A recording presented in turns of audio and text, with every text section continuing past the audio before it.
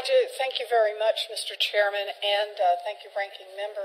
I apologize for coming in late, and I'm going to have to leave. We're in the middle of a banking hearing in another room. But I want to thank you for your leadership and all that you've done to expand access for people with disabilities.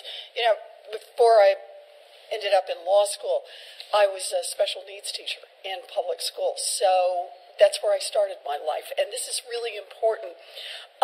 I wanted to talk just a little bit about, we have made a lot of progress, because I was in this field a very long time ago, and a lot of progress in terms of access.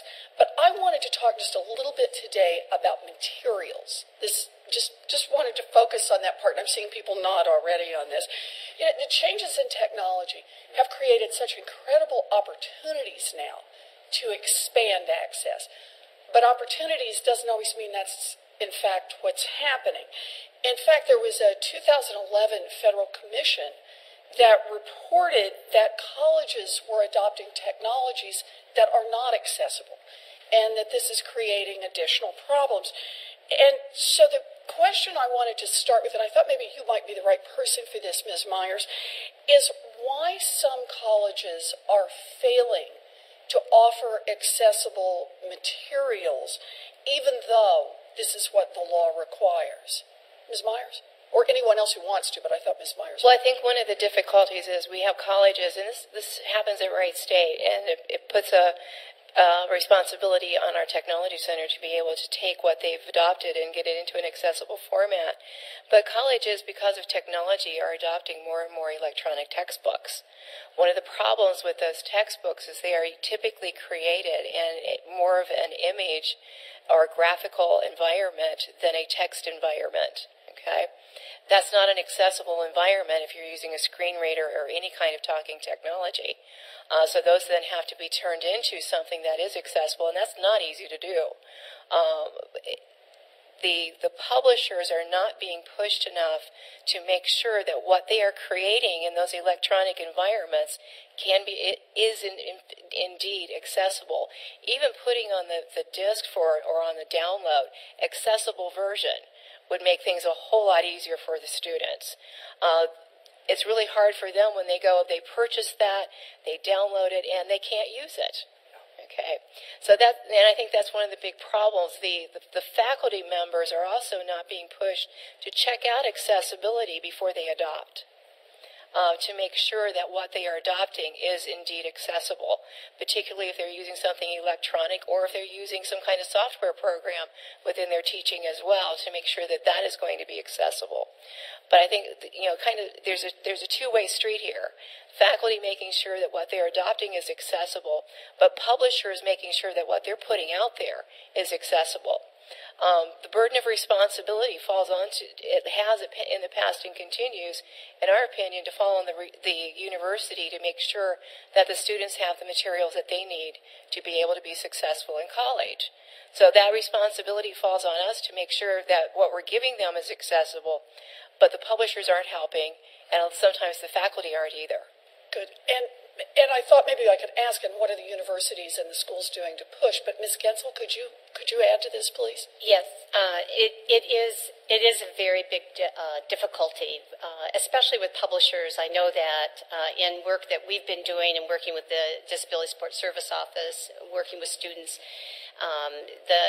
it's either very long to get it, or they tell us it's not available, and it is very difficult. And we would like to see more on sort of the publisher end. Now with the technology, it's almost like all this technology is happening, but in one sector we can't seem to get that opened up. And I know that there are certain regulations or policies, that kind of thing, especially with publishers. But I know that in Virginia, at one point, they started almost like a lending library among the universities who had accessible materials that they could then, if you belonged to this consortium, then you would have access to some of that to relieve some of the cost as well as some of the waiting time. And again, faculty do need to be very aware of this, and sometimes books or what coursework is put up in a short amount of time, which then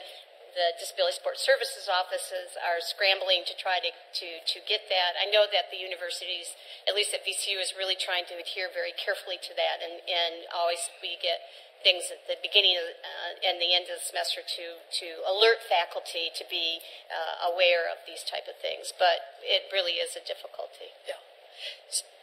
Ms. Myers? We did some of the lending in Ohio. We established within our consortium. We're a member of the Southwest Ohio Consortium on Higher Education. And we created a lending library. One of the problems that we had is a problem we have within our own university, is we can have two economics professors who do not adopt the same books. And when you have that issue within your own university, having other schools adopting the same thing, when there are no standards created by the state saying all history teachers have to use this, or within a university all economics have to do this, all sociology professors have to do this, which takes away their academic freedom. That's another part of the problem. We do get calls from other schools asking them if we've done a book to help them out, which we will share. We've done this for quite a while. The only problem is most of the time it's not something that we have because of that freedom that the faculty has. We do use a clearinghouse called Access Text, and we can get about 60% of our materials from them. They don't include the small publishers in that process. It's typically the large publishers. But there are also files that we cannot just hand over to a student. We have to take them. They usually are, a lot of times it's one file for the whole book, which means we have to break it up into portions that the students can use. And sometimes page numbers are missing, or there's always missing information. So we still have to do something with that file before we can hand it over. So I very much appreciate your comments on this, and they're very valuable. I think that accessible materials are critical. We already have laws about requirements, and clearly they're not being met. So today, Senator Hatch and I are introducing legislation to establish guidelines, to ask an independent agency to develop guidelines, so that we will have some guidelines for what kinds of accessible materials we need. And we're hopeful that what this means is that colleges will be able to meet their legal requirements if guidelines are out there, and that we will be able to develop a market for these materials so that the publishers, as you rightly say, Ms. Myers, receive some encouragement to make sure that they have consistently available materials, and that we'll be able to do more. It's not enough to say to our students, we're trying to make college accessible, but when you get here, you're not going to be able to deal with the materials.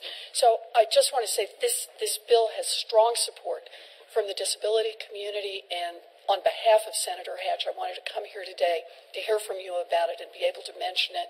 And again, I apologize. I'm in a banking hearing, and I'm going to have to go back to that. But thank you for the work you're all doing, and thank you for all you've done. Thank you, Mr. Chairman. I appreciate it.